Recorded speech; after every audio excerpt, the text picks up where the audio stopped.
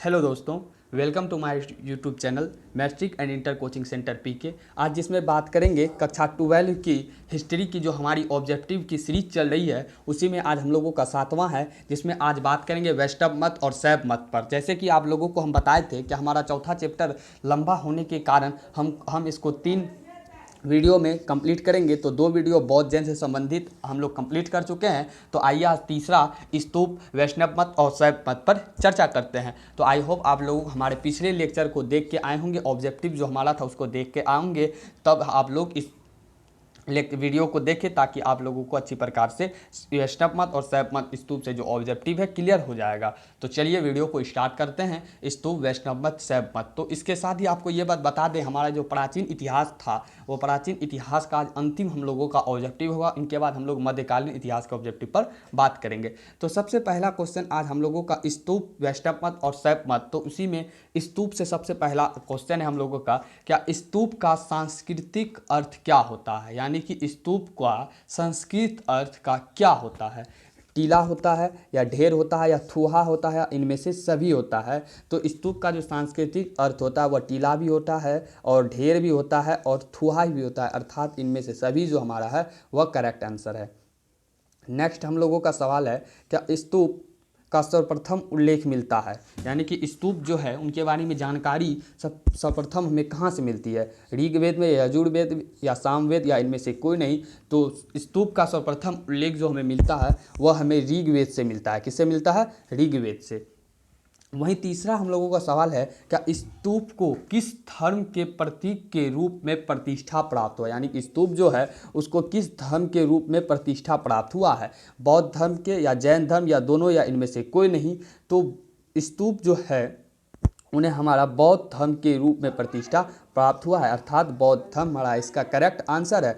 चौथा सवाल हम लोगों का है, क्या अशोक के द्वारा कितने स्तूपों का निर्माण करवाया गया था। तो ये सवाल आप लोगों को कई बार एग्जाम में पूछा गया है कि अशोक के द्वारा कितने स्तूप का निर्माण करवाया गया था।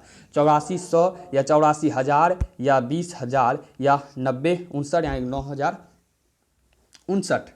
तो इसका जो करेक्ट आंसर है वह 84,000 है। अशोक के द्वारा 84,000 स्तूपों का निर्माण कराया गया था। बहुत ही MBBI सवाल है आप लोगों का एग्जाम के दृष्टिकोण से। तो चलिए अब हम लोग 5वां ऑब्जेक्टिव हम लोगों का है, क्या स्तूप के कितने प्रकार बताए गए हैं। स्तूप जो है उनका कितना प्रकार बताया गया है, 3, 6 या 4 या 8। तो स्तूप का जो प्रकार बताया गया है वह 4 प्रकार बताया गया है। कितना प्रकार बताया गया है? 4 भाग। स्तूप का भाग है, यानी कि स्तूप का जो 4 भाग है उसमें से कौन कौन सा भाग है वही पूछा जा रहा है। शारीरिक और परिभौतिक, उद्देशिका और संकल्पित, या दोनों या इनमें से कोई नहीं। तो इसका जो करेक्ट आंसर है वह दोनों है, अर्थात स्तूप का जो 4 भाग है वह शारीरिक, परिभौतिक, उद्देशिका और संकल्पित है। तो इसलिए इसका करेक्ट आंसर हमारा दोनों है। नेक्स्ट 7वां नंबर सवाल हम लोग बात करें, क्या स्तूप का महत्वपूर्ण भाग होता है। स्तूप का जो है वह महत्वपूर्ण भाग क्या होता है, हर्मिका, अंड, मेधी या इनमें से कोई नहीं। तो स्तूप का जो महत्वपूर्ण भाग होता है वह हमारा हर्मिका होता है। क्या होता है? हर्मिका। नेक्स्ट सवाल पर बात करें, क्या हर्मिका का अर्थ होता है, हर्मिका जो है उनका अर्थ क्या होता है। जो स्तूप का सर्वाधिक महत्वपूर्ण स्थान है तो हर्मिका जो है उनका अर्थ क्या होता है, देवताओं का निवास स्थान, मनुष्य का निवास स्थान या मवेशी का स्थान या इनमें से कोई नहीं। तो हर्मिका जो का जो अर्थ होता है वह आपका होता है देवताओं का निवास स्थान। क्या होता है? देवताओं का निवास स्थान। उसके बाद बात करें, क्या कौन सा स्तूप विश्व की प्रमुख सांस्कृतिक धरोहरों में सम्मिलित कर लिया गया है, यानी कि कौन सा स्तूप है जिसे विश्व की प्रमुख सांस्कृतिक धरोहरों में सम्मिलित किया गया है, सांची का स्तूप या औरंगाबाद का स्तूप या दोनों, इनमें से कोई नहीं। तो इसका करेक्ट आंसर जो है वह सांची का स्तूप जो हमारा है उसे प्रमुख सांस्कृतिक धरोहर के रूप में सम्मिलित कर लिया गया है। नेक्स्ट 10वां सवाल पर बात करें, क्या सांची का पहाड़ी कहाँ स्थित है। ये सांची का जो स्तूप है वह सांची का पहाड़ी या सांची का स्तूप कहाँ स्थित है।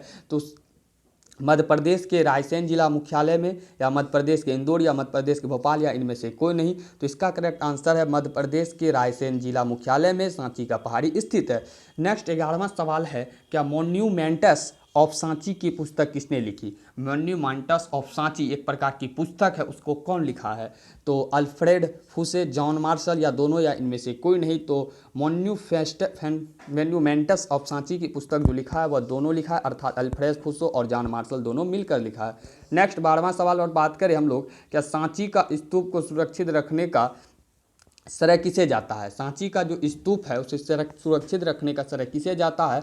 पुरातत्ववेत्ता एच कौल को, भोपाल के बेगम शाहजहां को, उत्तराधिकारी सुल्तान जहां बेगम को, या इनमें से सभी?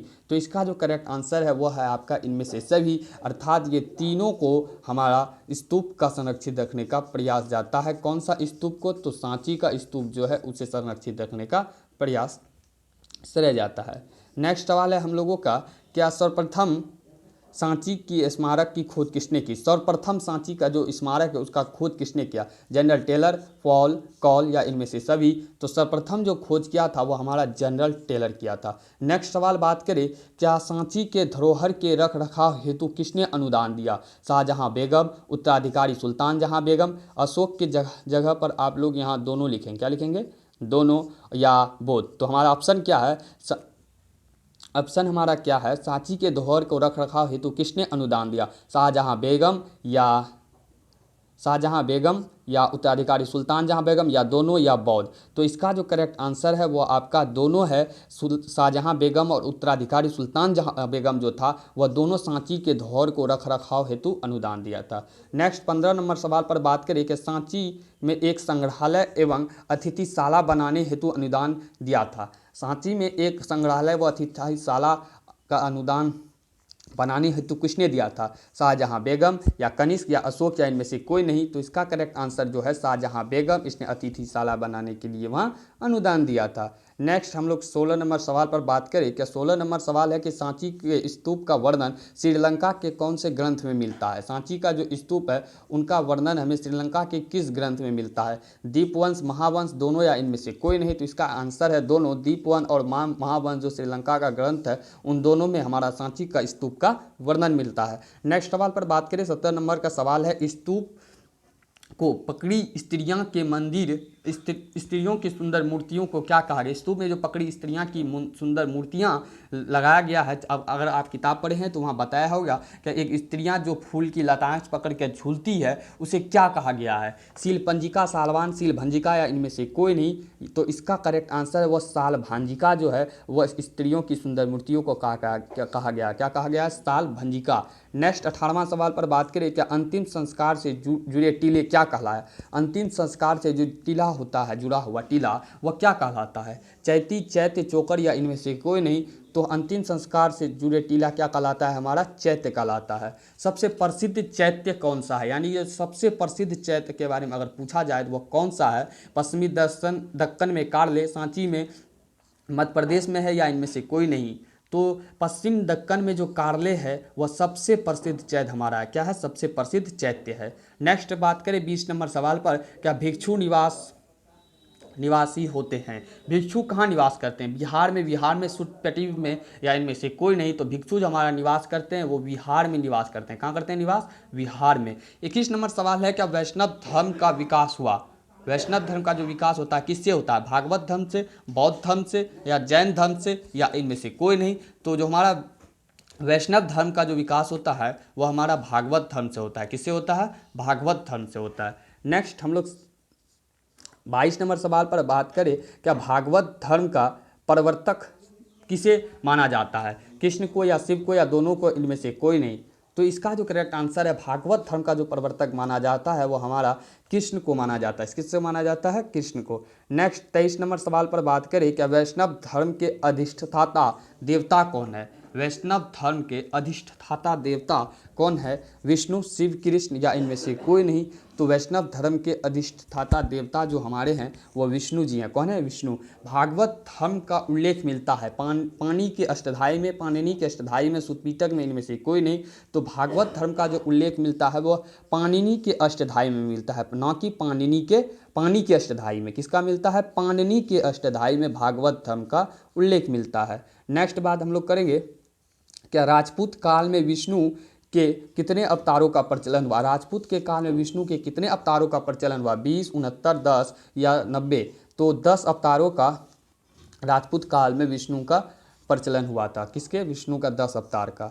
वैष्णव धर्म का विकास में संतों ने महत्वपूर्ण भूमिका निभाई। वैष्णव धर्म के विकास में संतों ने महत्वपूर्ण भूमिका निभाई। दक्षिण भारत का संत या उत्तर भारत का संत या पूर्वी भारत का संत या पश्चिमी भारत का, तो दक्षिण भारत का संत जो है वही वैष्णव धर्म के विकास में महत्वपूर्ण भूमिका निभाया। नेक्स्ट सवाल 27 नंबर है, क्या वैष्णव अनुयायियों को कहा गया औलवारसन या आलवार संत या ज्ञानी व्यक्ति या नैनावार संत? तो वैष्णव अनुयायी को जो कहा गया वह आपका कहा गया अलवार संत। बहुत ही इंपॉर्टेंट सवाल है, क्या वैष्णव अनुयायियों को कहा जाता है? तो आलवार संत कहा जाता है वैष्णव अनुयायियों को।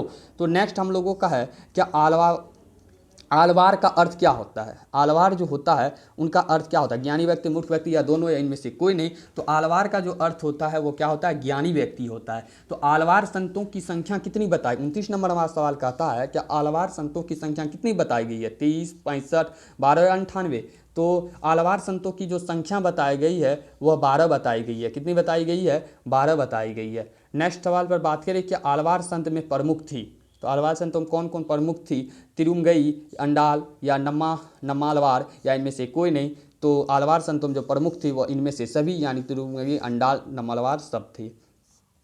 नेक्स्ट 31 नंबर सवाल है हम लोगों का, क्या अंडाल किसकी प्रेमिका मानती थी? अंडाल जो एक भक्त है वो किसकी प्रेमिका मानती थी? विष्णु को या कृष्ण को या शिव को, इनमें से सभी को। तो अंडाल जो मानती थी वह विष्णु को प्रेमिका मानती थी। नेक्स्ट सवाल है, क्या दक्षिण भारत में कौन से राजा ने वैष्णव धर्म को राष्ट्र धर्म बनाया? पल्लव राजा, चोल राजाओं या शेर राजाओं या इनमें से सभी? तो दक्षिण भारत में जो वैष्णव धर्म का जो राष्ट्र धर्म बनाया था वह हमारा पल्लव राजाओं ने बनाया था। किसने बनाया था? पल्लव राजाओं ने। नेक्स्ट सवाल पर हम लोग बात करें, क्या आलवार संतों में भक्ति गीतों का संग्रह का नाम दिया? आलवार संतों ने एक बुक में भक्ति गीत का संग्रह किया था, वह भक्ति गीत संग्रह का नाम क्या था? नलमीर दिव्य प्रबंधकम, रामायण, महाभागवत या इनमें से कोई नहीं। तो इसका जो भक्ति गीतों का जो संग्रह किया था वह नलामीर दिव्य प्रबंधकम में किया गया था। बहुत ही इंपॉर्टेंट सवाल है, आप लोगों के लिए आने की पूरी संभावना है इस सवाल की। आलवार संतों भक्ति गीतों का संग्रह का नाम दिया गया तो नालामीर दिव्य प्रबंधकम। नेक्स्ट सवाल पर बात करें, क्या उत्तर भारत का धर्म है? इनमें से जो है यहाँ 4 धर्म दिया गया है, तो इनमें से कौन उत्तर भारत का धर्म है? शैव धर्म, बौद्ध धर्म, जैन धर्म या वैष्णव धर्म? तो उत्तर भारत का जो धर्म है हमारा वह शैव धर्म है। नेक्स्ट बात करें 35 नंबर सवाल का, ऋग्वेद में शिव को कहा जाता था। ऋग्वेद में जो शिव का नाम दिया गया वो क्या दिया गया है? रुद्रप्रयाग या शिव ही या इनमें से कोई नहीं। तो ऋग्वेद में जो शिव का नाम दिया गया है वो रुद्र दिया गया है। क्या दिया गया है? रुद्र। अब हम लोग नेक्स्ट सवाल पर बात करें, 36 नंबर सवाल है, क्या शैव धर्म के उपासक थे कालिदास, भवभूति, सुबंधु एवं बाणभट्ट? और चौथा ऑप्शन जो है वह आपका है इनमें से सभी। क्या है? इनमें से सभी। तो शैव धर्म के जो उपासक थे कालिदास, भवभूति और संबंधु और बाणभट्ट, अर्थात इनमें से सभी शैव धर्म के उपासक थे। नेक्स्ट सवाल पर बात करें हम लोग, क्या एलोरा के कैलाश मंदिर का निर्माण कराया था? राष्ट्रकूट नरेश कृष्ण प्रथम, राष्ट्रकूट नरेश कृष्ण द्वितीय, पल्लव राजा, इनमें से कोई नहीं। तो राष्ट्रकूट नरेश कृष्ण द्वितीय जो है वह एलोरा की कैलाश मंदिर का निर्माण करवाया था। नेक्स्ट 38 नंबर सवाल पर बात करें, शैव मत के अनुयायी कहलाए। शैव मत के जो अनुयायी थे वैष्णव धर्म के हम लोग क्या देखे? आलवार कहलाए। वहीं शैव धर्म के बारे में अगर पूछा जाए तो उनमें से हमारा नैनावार शैव धर्म के अनुयायी क्या कहलाए? नैनावार। वहीं अगर वैष्णव धर्म के बारे में पूछा जाए तो बहुत ही दोनों सवाल इंपॉर्टेंट है। वैष्णव धर्म के अनुयायी आलवार और शैव धर्म के अनुयायी के बारे में पूछा जाए तो नैनावार। बहुत ही इंपॉर्टेंट सवाल ये दोनों।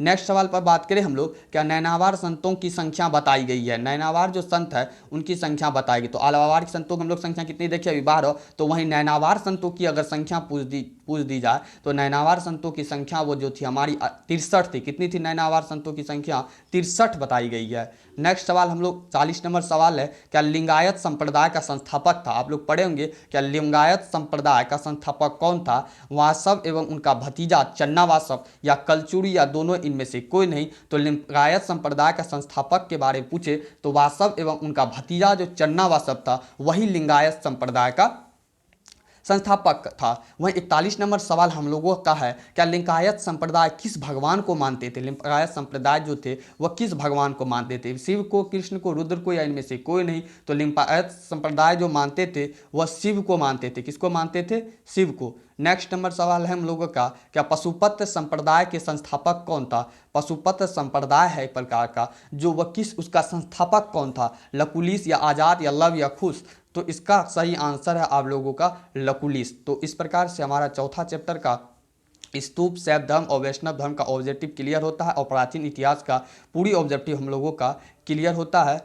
तो आई होप आप लोगों को ये वीडियो अच्छा लगा हो तो वीडियो को लाइक कर दें और चैनल को सब्सक्राइब कर दें, ताकि आने वाले दिनों में इसी प्रकार के ऑब्जेक्टिव हर एक सब्जेक्ट के क्लास 12 की और इसका सब्जेक्टिव क्वेश्चन भी और इनके बाद आएगा, तो आप लोगों को सबसे पहले नोटिफिकेशन मिले तो आप लोग बगल में सब्सक्राइब करके बगल में बेल आइकन के घंटी को प्रेस कर दें और उसको ऑल पर टिक कर दें, ताकि आप लोगों को तुरंत ही इसका नोटिफिकेशन मिलते रहें। वीडियो को लाइक कर दें और वीडियो को ज़्यादा से ज़्यादा शेयर करें, ताकि सभी बच्चों को इसका लाभ मिल सके। तो thank you all of you, thanks for watching.